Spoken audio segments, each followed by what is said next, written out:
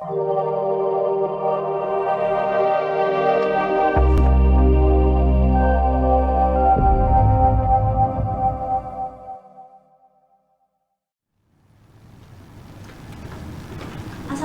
anak-anakku semua. Waalaikumsalam, Bu. Pagi. Pagi, Bu. Gimana kabarnya kalian hari ini? Baik, Bu. Baik, sebelum kita memulai pembelajaran pada pagi hari ini, alangkah baiknya kita berdoa terlebih dahulu. Siapa yang mau membantu Ibu dalam memimpin berdoa? Ayo, Bu. Baik, Herman, silakan maju.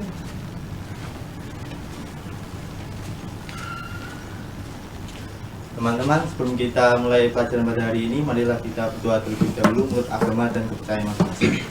Doa, mulai. Doa, selesai. Terima kasih Kak Herman, bisa duduk kembali. Ibu absen terlebih dahulu ya untuk hari ini. Siapa yang tidak hadir? Nihil, Bu. Nihil. Kok kalian kelihatannya lemes banget? Gimana kalau kita ice breaking terlebih dahulu biar semangat? Setuju? Setuju. Siapa yang mau bantu Ibu dalam melakukan ice breaking? Saya, Bu. Silakan Nabi.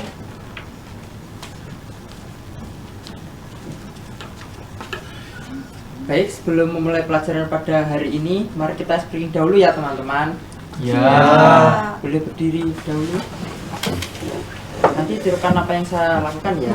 Ya. 1, Oke. 2, 3. Tepuk semangat. Semangat. Semangat. Sekali lagi ya teman-teman, kayaknya kurang semangat. Yang lebih semangat lagi ya. Ya. Tepuk semangat. Semangat. Semangat. Terima kasih. Ya. Baik, ada yang tahu kita mau mempelajari apa hari ini? Belum tahu. tahu. Baik, hari ini kita akan mempelajari tentang flora dan fauna di Indonesia. Sebelum masuk ke materi, Ibu akan membacakan tujuan pembelajaran yang akan kita dapatkan pada hari ini. Yang pertama yaitu melalui PPT ini, peserta didik mampu mengidentifikasikan persebaran flora dan fauna yang ada di Indonesia dengan tepat. Yang kedua, melalui PPT ini, peserta didik mampu mengidentifikasi arti penting flora dan fauna bagi kehidupan. Jika kalian melihat gambar di depan ini, apa yang terlintas dalam pikiran kalian? Tessa dulu. Berbagai macam flora dan fauna dari berbagai daerah. Ya, benar. Roy? Menurut saya keanekaragaman flora dan fauna. Ya, benar semua ya. Baik, yang pertama, apa itu flora? Ada yang tahu apa itu flora?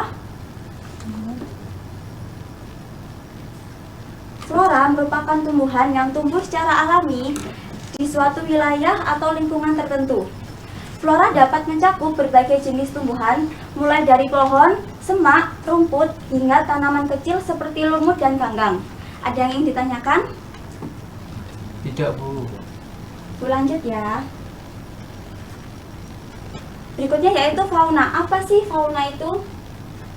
Fauna merupakan spesies hewan yang hidup di suatu wilayah atau lingkungan tertentu. Fauna mencakup berbagai jenis hewan mulai dari mamalia, burung, reptil, amfibi, serangga, hingga invertebrata lainnya. Ada yang ingin ditanyakan? Tidak, Bu. Berikut peta persebaran flora dan fauna di Indonesia. Flora dan fauna di Indonesia terbagi menjadi 3 wilayah yang terbagi atas garis Wallace dan garis Weber. Ada yang tahu apa itu garis Wallace dan garis Weber? Tidak tahu. Baik, garis Wallace merupakan garis yang memisahkan antara fauna Indonesia bagian barat dan fauna Indonesia bagian tengah. Kalau garis Weber, garis yang memisahkan antara fauna Indonesia bagian tengah dengan fauna bagian timur. Ada yang ingin ditanyakan? Tidak. Bu.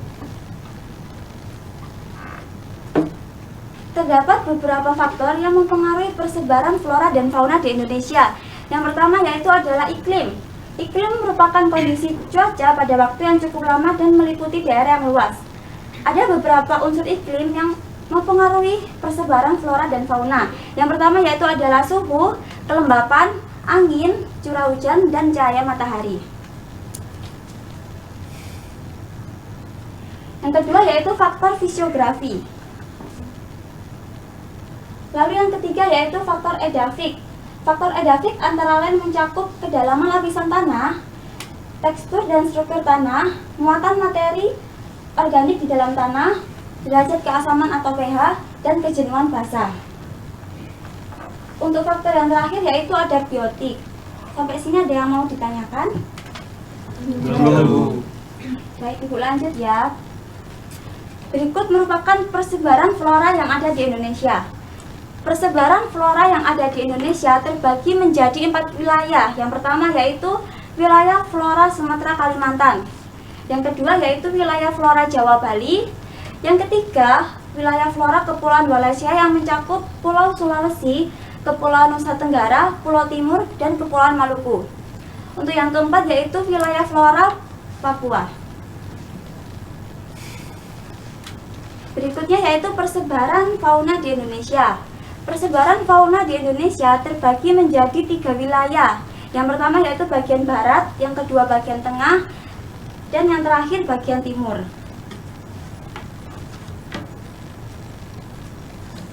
Berikut ragam flora dan fauna yang ada di Indonesia.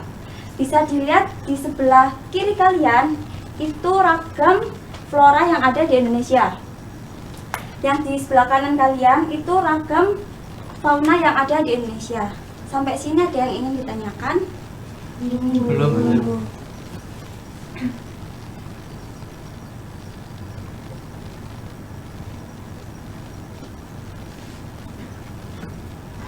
Dalam persebarannya, flora dan fauna pasti memiliki permasalahan. Yang pertama yaitu eksploitasi berlebihan.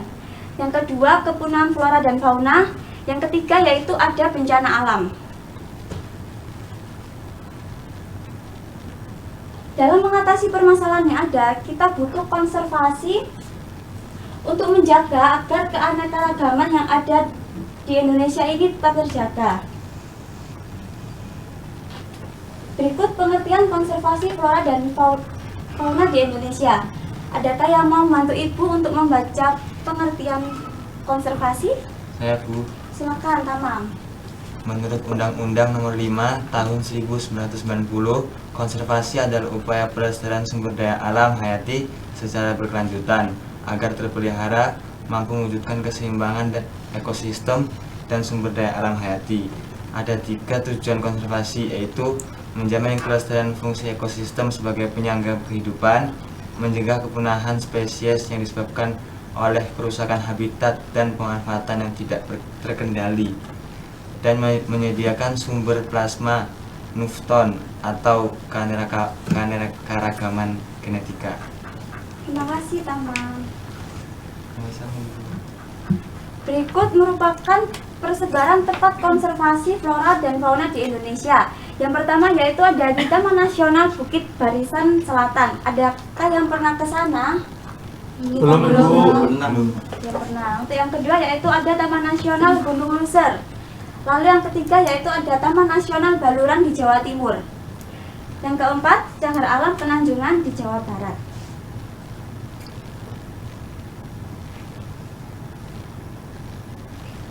Baik, yang berikutnya yaitu arti penting flora dan fauna bagi kehidupan. Yang pertama yaitu sumber bahan makanan. Yang kedua menjaga keseimbangan ekologis. Yang ketiga sebagai nilai estetika. Yang keempat yaitu mengembangkan ekonomi lokal. Sampai di sini ada yang ingin ditanyakan? Belum. Ibu akan menampilkan video sebagai penguatan materi yang akan kalian dapat pada hari ini.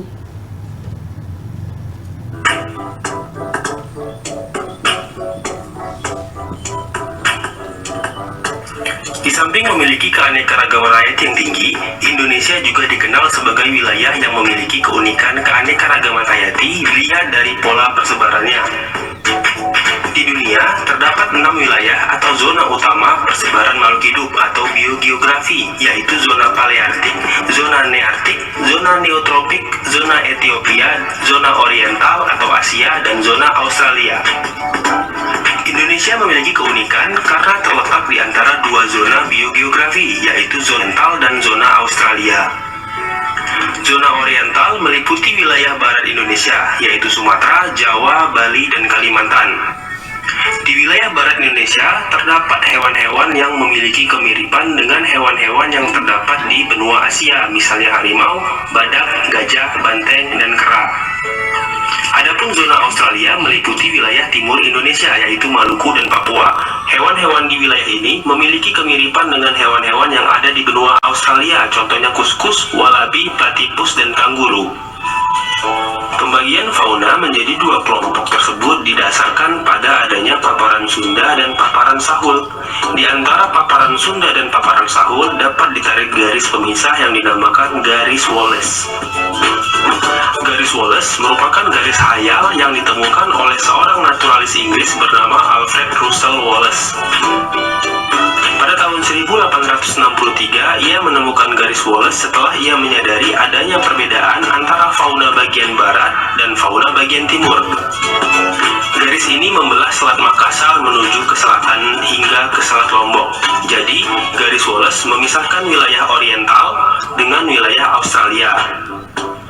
Namun selanjutnya, pada tahun 1904, seorang zoologis dari Jerman bernama Max Weber berpendapat bahwa hewan-hewan yang ada di Sulawesi tidak semuanya tergolong kelompok hewan Australia.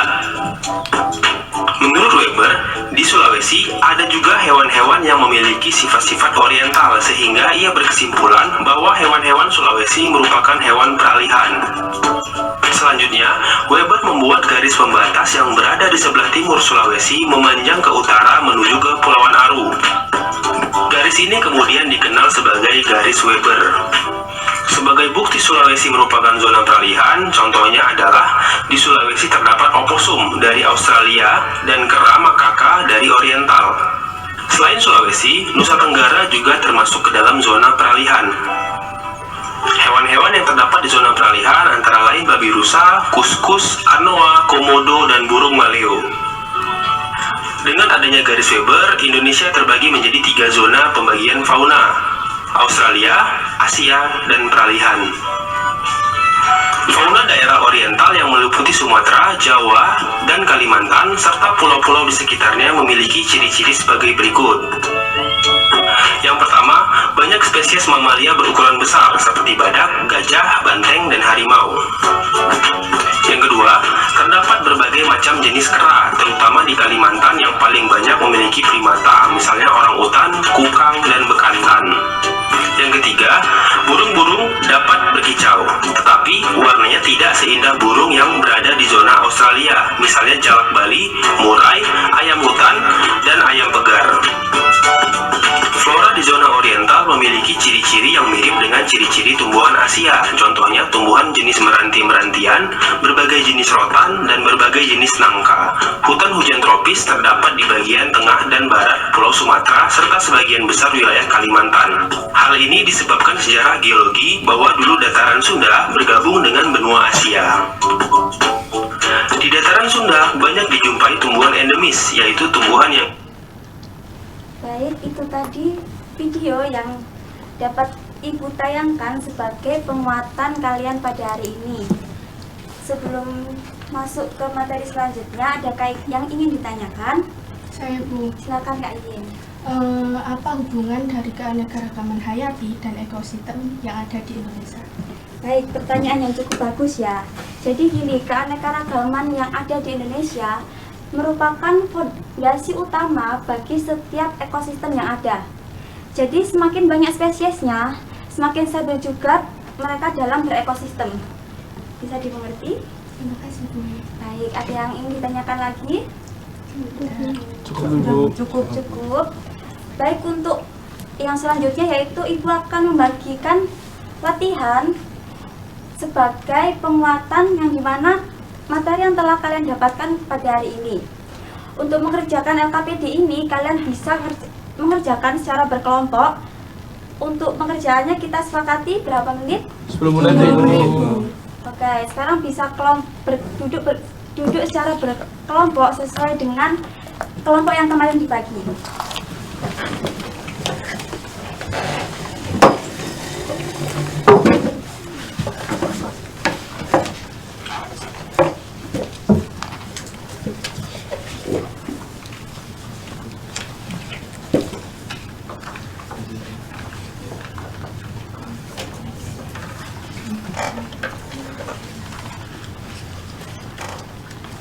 Ibu minta perhatiannya sebentar. Jika kalian ada yang kebingungan bisa ditanyakan ya. Baik, Bu. Silakan mengucapkan.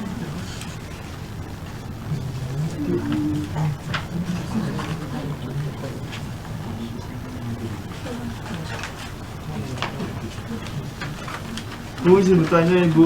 Ya, Roy.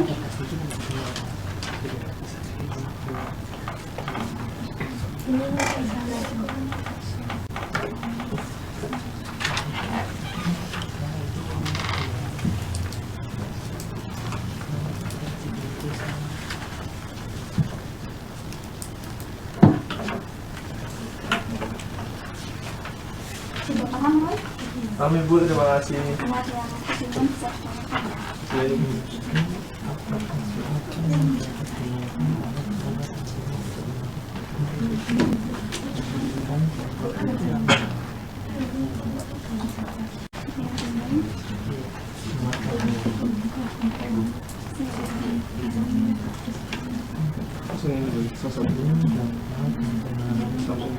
Atas contoh sampai bagian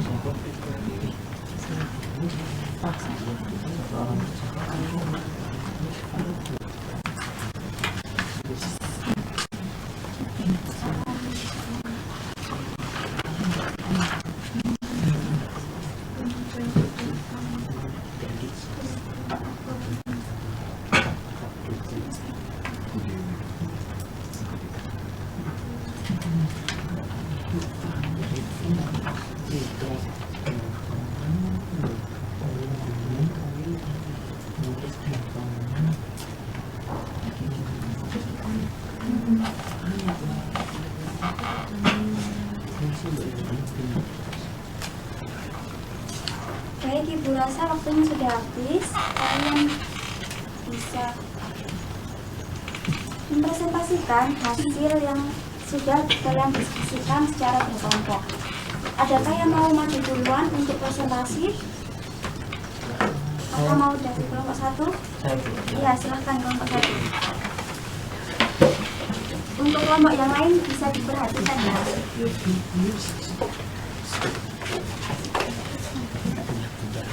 Silakan kelompok 1. Assalamualaikum warahmatullahi wabarakatuh. Waalaikumsalam warahmatullahi wabarakatuh. Saya perwakilan dari kelompok kelompok 1 mau membacakan hasil presentasi dan diskusi kami. Bagaimana perubahan iklim dapat mempengaruhi persebaran flora dan fauna di suatu wilayah.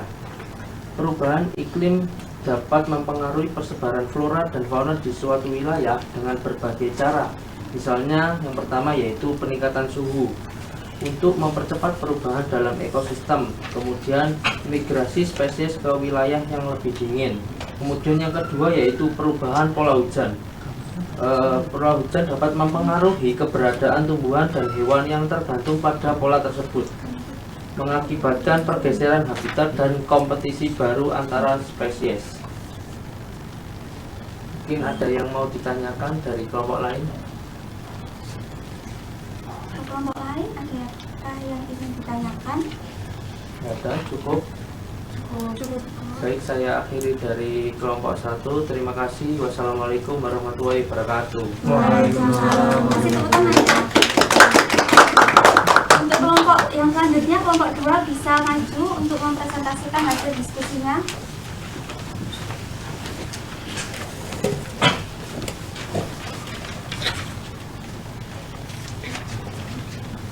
Baik, assalamualaikum warahmatullahi wabarakatuh.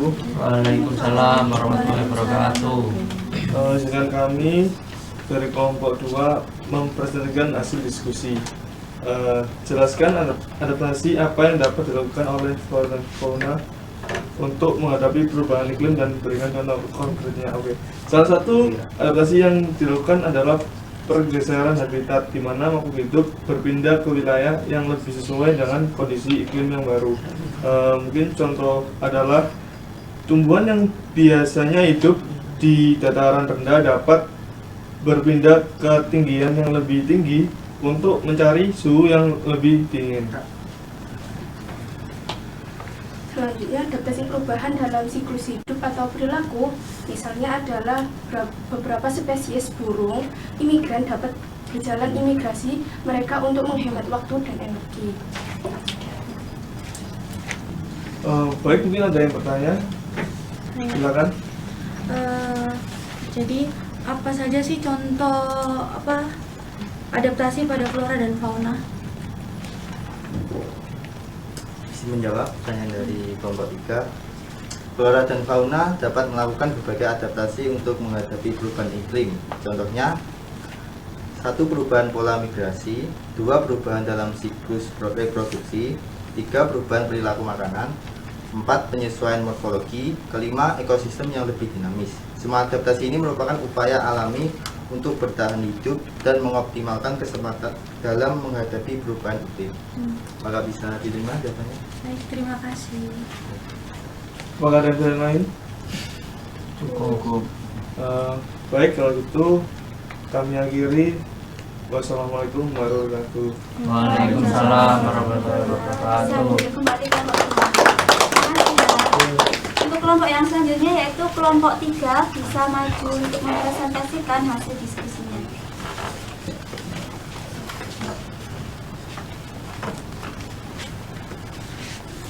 Baik, di sini kami dari kelompok 3 akan mempresentasikan hasil diskusi kami mengenai mengapa penangkapan ilegal menjadi permasalahan serius dalam konservasi flora dan fauna. Jadi, penangkapan ilegal menjadi permasalahan serius dalam konservasi flora dan fauna dikarenakan aktivitas ini dapat mengancam keberlangsungan hidup spesies yang terancam punah.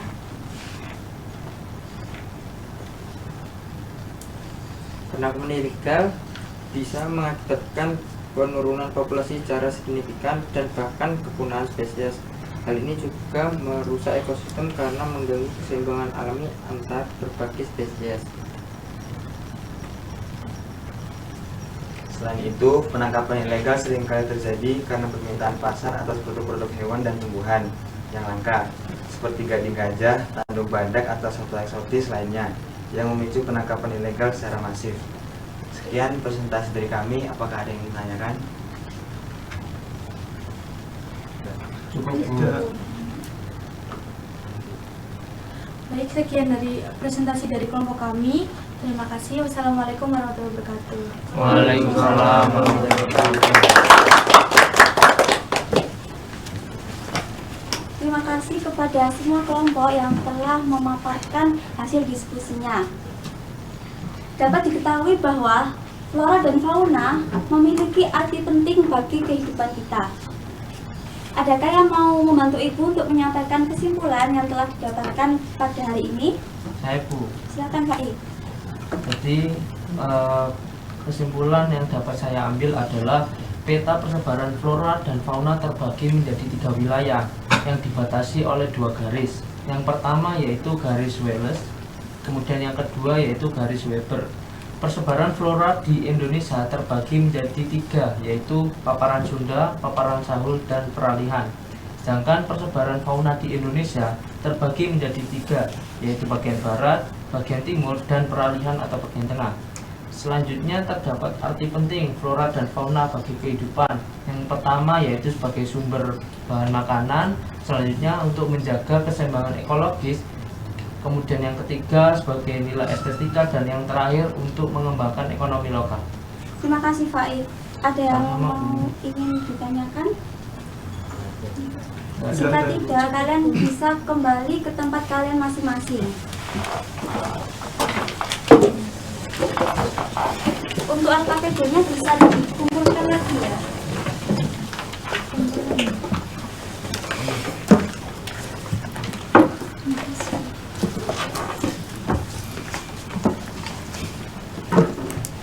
Sebagai penguatan materi hari ini, Ibu akan memberikan asesmen yang akan kalian kerjakan secara individu. Untuk pengerjaannya Ibu batasi maksimal 5 menit. Apakah setuju? Setuju Ibu.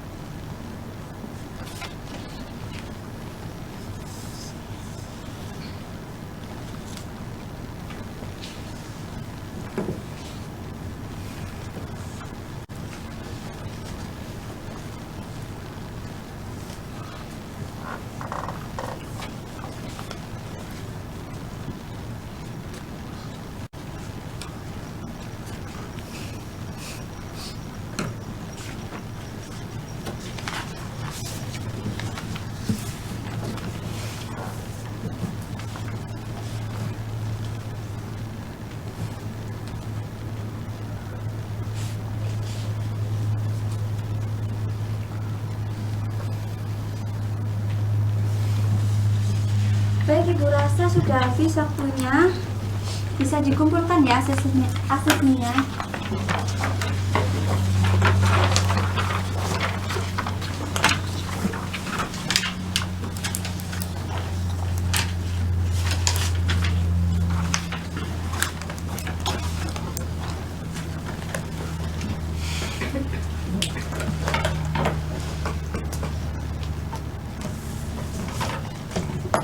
Baik, berdasarkan tujuan pembelajaran yang telah kita laksanakan pada hari ini, kalian dapat memecahkan masalah, yaitu persebaran flora dan fauna di Indonesia, serta arti penting flora dan fauna bagi kehidupan. Sebelum menutup kegiatan hari ini, adakah yang mau memimpin berdoa? Saya, Bu. Silakan, Roy.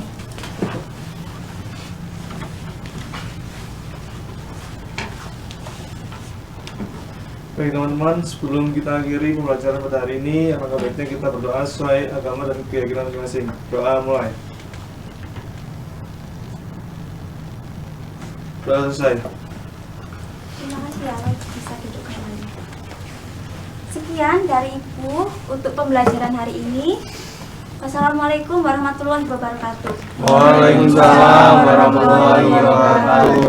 Terima kasih. Terima kasih, Bu.